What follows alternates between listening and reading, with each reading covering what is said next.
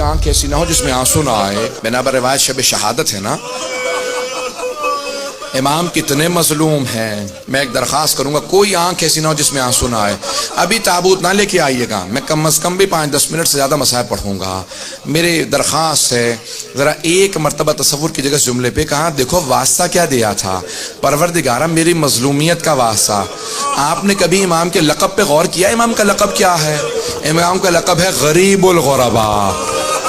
اب وہ خود بتا رہے ہیں دیکھو میں کتنا مظلوم ہوں, میں غریب ہوں. غریب الغرباء, جو وطن سے دور ہوتا نا اسے غریب کہتے ہیں.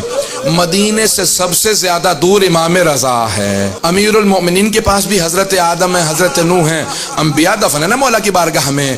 امام حسین کے پاس بھی حضرت علی اکبر ہیں, حضرت علی اصغر جناب قاسم. امام موسیٰ کاظم کے پاس امام محمد تقی ہیں, امام علی نقی کے پاس امام حسن عسکری. ہر امام کے پاس کوئی ہے. جنت البقیع میں 4 امام اکٹھے ہیں, لیکن ایک امام ہے جو دور بھی ہیں اور تنہا بھی ہے, اکیلے بھی ہیں. جب ایک مرتبہ ایک شاعر لکھ رہا تھا نا, مرثیہ لکھ رہا تھا, اس نے لکھا کہ ایک نجف اشرف میں امام ہے, ایک کربلا میں ہیں, 4 مدینے میں جنت البقیع میں, ایک قاسمین میں. امام نے کہا میں تیرے اس شعر میں اضافہ کر دوں مرثیے میں. امام نے کہا, اس نے فوراً کہا ہاں مولا فرمائیے.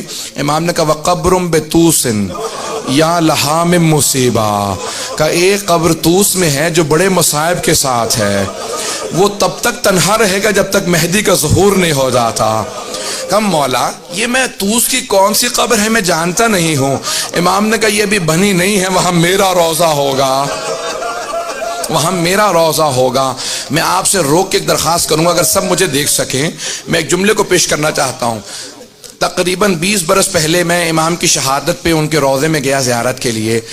جب میں قم مقدس میں پڑھتا تھا تو میں جب گیا وہاں پہ تو مختلف تابوت لائے جا رہے تھے امام کے حرم میں. ایک ایسا تابوت لایا گیا جس پہ انگور تھے, اور خواتین نے برقعوں میں تابوت کو پکڑ رکھا تھا. کچھ مرد حفاظت کے لیے تھے. اس پہ اتنی رقت تھی کہ میری کیفیت بدل گئی, میں منقلب سا ہو گیا. میں آگے بڑھ کے مردوں سے پوچھنے لگا یہ خواتین تابوت کیوں لائی ہیں؟ کہا آپ سید ہیں, آپ نے یہ روایت نہیں دیکھی؟ ایک ایسی روایت ہے نا, امام کا تابوت خواتین نے اٹھایا تھا. بھائی امام کے سارے بھائی مدینے میں, ایک بیٹا مدینے میں, کہ امام سے زیادہ مظلومیت کسی کی نہیں. جو شیعہ خواتین تھی وہ ایک مرتبہ تابوت لے کے چلی.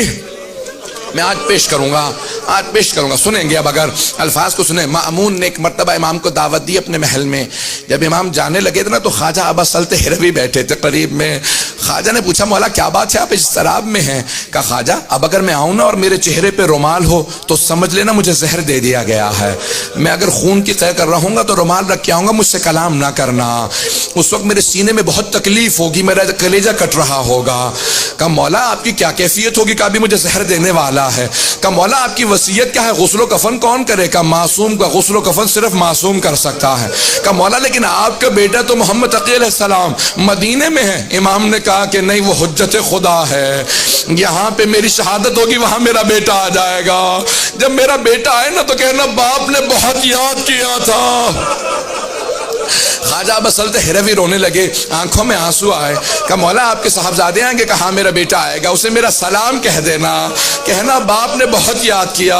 میں ایک روک کے آپ کو بات کہوں, ایک روک کی جملہ کہوں گا. ہر باپ کو حسرت ہوتی ہے جب میرا آخری وقت ہو نا, میرا سر میرے بیٹے کے زانوں پہ ہو, میرا بیٹا مجھے پیار کر رہا ہو, میں دنیا سے جاؤں. اب میں 2 اماموں کی کیفیت پیش کروں. ایک امام حسین ابن علی ہے, جناب سیدہ کا برقع ہے. حسین ابن علی کا سر ہے, شمر کا خنجر ہے, بی بی کے دونوں ہاتھ گردن پہ.